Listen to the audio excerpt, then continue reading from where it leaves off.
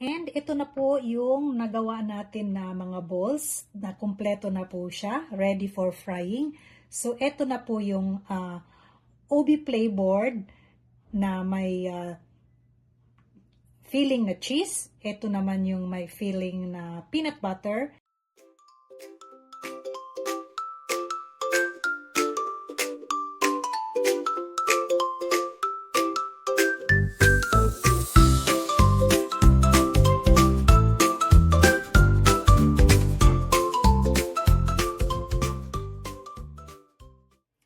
Hello guys! Welcome back to my channel, and this is Kakay Sato again sa Kaysiyahan, and we are back to Kusina Kay. So for today's video, may gagawin po tayong isang napakasimple na naman pong recipe. Ito po ay ube cheese peanut butter buchi. So sundan nyo lang po ako sa ating gagawin, okay? So meron po tayo dito hot water.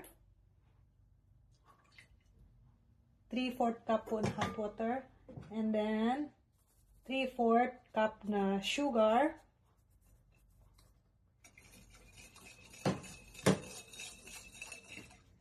and then 1/2 teaspoon na salt,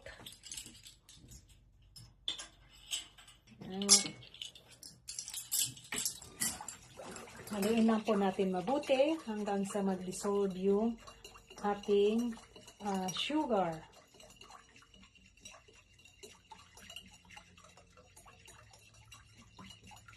And then, hatiin lang po natin ito sa, bawasan po natin siya para sa ating isa pang,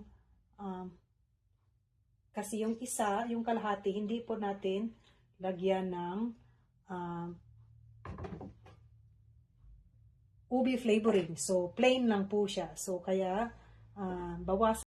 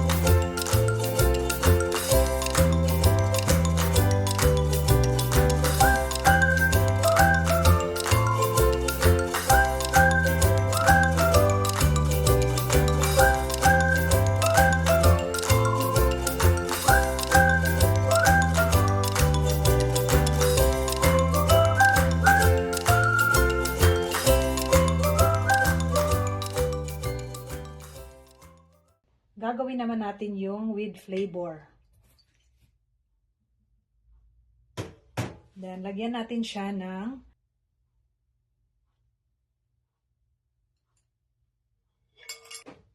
lagay natin yung ating glutinous rice flour.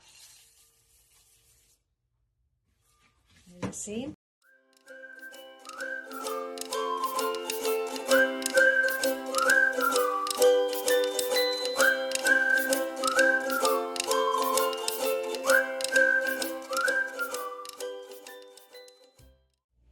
And now, ito na po yung natin na glutinous rice.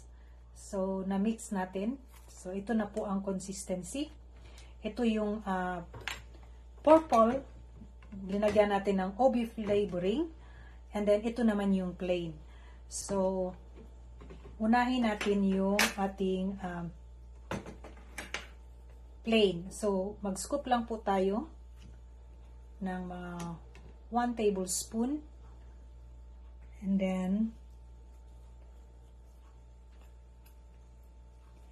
i-balls yung ating cheese. So, lagyan muna natin yan siya ng, lagyan muna natin ng filling na cheese. So, kuha lang tayo dyan. Butter. So, lagay natin sa gitna.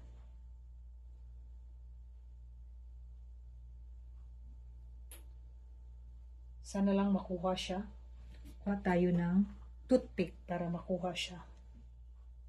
Kasi medyo nag-stick. Okay.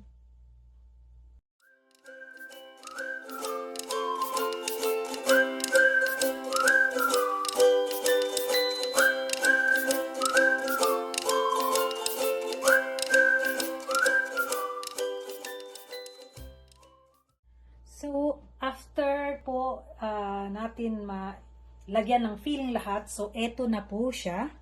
So, ito po yung nilagyan ko ng may filling na peanut butter sa plain na glutinous rice. Ito yung sa cheese. Ito yung sa peanut butter sa flavored natin na OB flavor. And then, ito yung sa cheese naman. So, ngayon, ang gagawin natin is, i-dredge natin siya sa sesame seeds. And, so, ang mangyayari niyan, itong flavored, dito natin siya i-dredge sa ito na color na sesame seeds. Tapos, itong white naman, dito naman sa black.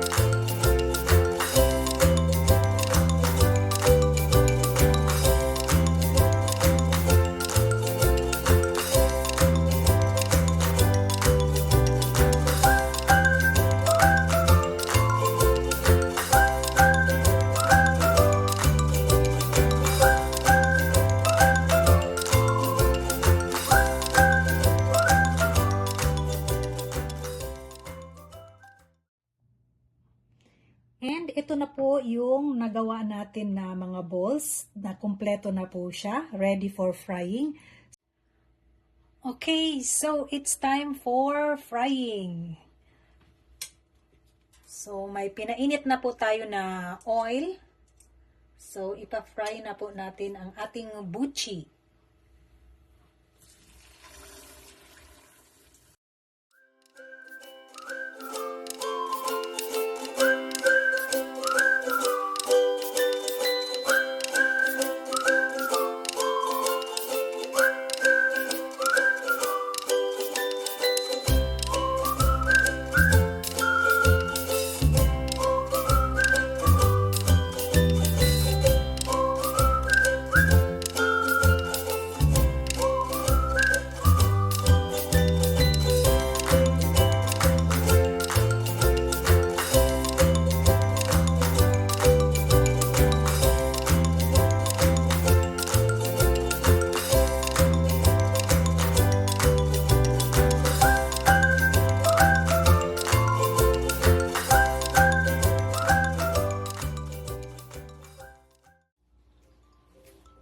I-try na po nating buksan o kainin ang ating buchi. So, ito po yung palaman ay cheese. So, ito po siya. Ayan. Diba?